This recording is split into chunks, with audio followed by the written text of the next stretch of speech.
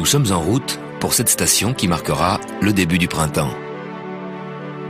Les planètes nous accompagnent autour du Soleil, mais à des vitesses différentes.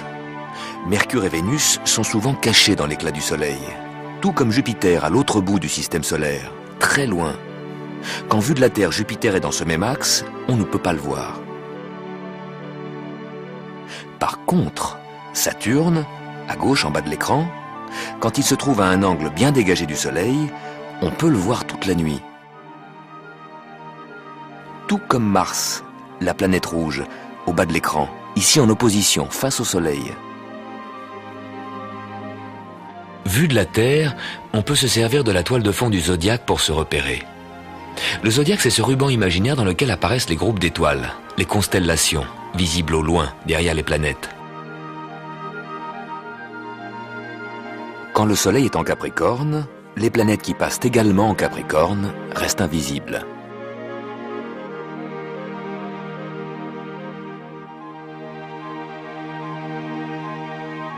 De jour, on ne peut pas les voir parce qu'elles sont trop près du Soleil. Et quand le Soleil se couche et passe sous l'horizon, eh bien ces planètes disparaissent également sous l'horizon. La nuit, les planètes décalées du Soleil sont bien visibles. La Terre poursuit son chemin et le Soleil semble se déplacer dans le zodiaque. Il passera du Capricorne dans la constellation du Verseau. À droite, Mars, la planète rouge, va plus lentement que la Terre. Tous les 2 ans, nous la rattrapons et nous la doublons. À gauche, Vénus, elle, va plus vite que nous. Mercure, la plus proche du Soleil, va 2 fois plus vite que Mars. Plus une planète est proche du Soleil, plus elle tourne vite. Les planètes extérieures, loin du Soleil, voyagent lentement sur leurs orbites. Jupiter, Saturne, Uranus, Neptune, Pluton. Il y a 400 ans, un astronome danois, Tycho Brahe, a mesuré le passage des planètes. Il n'y avait pas encore de télescope. Tycho Brahe avait érigé un grand panneau, et nuit après nuit, il notait l'heure et la minute du passage des étoiles et des planètes derrière son panneau. Au Moyen-Âge, on mettait la Terre au centre de l'univers. Puis Nicolas Copernic eut une vision géniale. La Terre n'est pas au centre de l'univers, la Terre et les planètes tournent autour du Soleil. Mais Tycho ne le croyait pas. Heureusement, il a montré ses carnets à Johannes Kepler. Cette rencontre a changé le monde. Kepler connaissait la vision de Copernic et grâce aux mesures de Tycho, Kepler a compris le mouvement des planètes. Elles tournent bien autour du Soleil, mais sur des orbites en forme d'ellipse.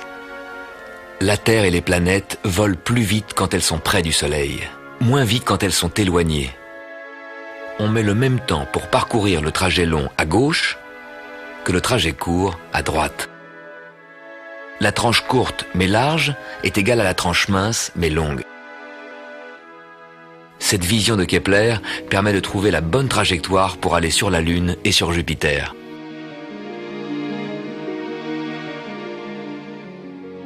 Mais notre calendrier aussi dépend des lois de Kepler et de la vitesse variable de la Terre.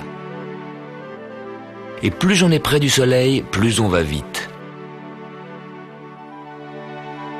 Cela modifie l'horaire de notre voyage autour du Soleil. En ce moment, nous sommes légèrement plus près du Soleil. La Terre s'accélère. Elle prend un peu d'avance.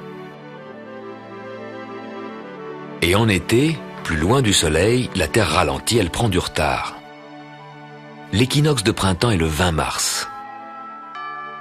L'équinoxe d'automne, le 23 septembre. La Terre arrive à l'équinoxe d'automne avec 7 jours de retard. Pour parcourir cette moitié été de son orbite, la Terre met 7 jours de plus que pour parcourir la même distance de cette moitié hiver. La loi de Kepler n'est donc pas un truc abstrait pour astronomes, mais concerne directement notre calendrier. En ce moment, nous sommes ici. On prend de l'avance. Tous les 2 ans, Mars ne suit plus le mouvement des autres planètes. Il commence à revenir en arrière. Normalement, Mars progresse devant la toile de fond des étoiles lointaines, devant le zodiaque. En 97, on pouvait voir Mars passer devant la constellation des Gémeaux, du Cancer, du Lion, et glisser vers la constellation de la Vierge. Mais là, au lieu de passer en Vierge, Mars revient vers la constellation du Lion. Du temps où les hommes plaçaient la Terre au milieu de l'univers, on avait déjà remarqué les boucles que faisait Mars et on échafaudait des théories compliquées sans pouvoir expliquer cette marche arrière. La vision de Nicolas Copernic expliqua tout de la manière la plus simple. La Terre tourne autour du Soleil, Mars également. La Terre va plus vite que Mars et la dépasse. Et pendant ce dépassement, Mars, devant la toile de fond des étoiles, semble rétrograder. Au bout de 2 mois, Mars reprend sa course habituelle qu'il n'a en réalité jamais inversée. Et après 2 ans et 2 tours autour du Soleil, nous retrouvons Mars pour la doubler. La Terre peu à peu rattrape Mars, la manœuvre de dépassement commence, par rapport aux étoiles du zodiaque, Mars recule, après le dépassement, Mars reprend son chemin. Et grâce à la vision de Copernic, Mars tourne autour du Soleil sans faire de boucle. Chaque mois, la Lune qui tourne autour de la Terre s'aligne avec le Soleil. C'est la nouvelle Lune. La nouvelle Lune nous apporte les grandes marées. L'eau des océans est attirée par la Lune et forme, du côté de la Lune, un bourrelet de grandes marées. Chaque jour, la Lune passe 50 minutes plus tard que la veille. Voilà pourquoi tous les jours, les marées se produisent 50 minutes plus tard. Quand la Lune est alignée avec le Soleil, leurs forces d'attraction s'additionnent et tirent l'eau dans la même direction. C'est la grande marée. Pourquoi y a-t-il 2 marées par jour? La Lune ne passe qu'une seule fois. Le centre de gravité de la Terre n'est pas au même endroit que le centre de gravité du couple Terre-Lune.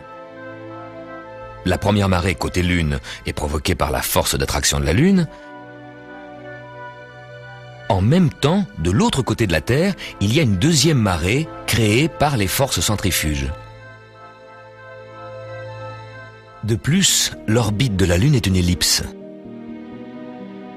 Parfois la Lune est proche, parfois elle s'éloigne. Plus elle est proche, plus la marée est forte. Et quand la Lune passe au plus près de la Terre, précisément le jour de la nouvelle Lune, ça produit les marées les plus fortes de l'année, parfois même plus fortes que les marées d'équinoxe.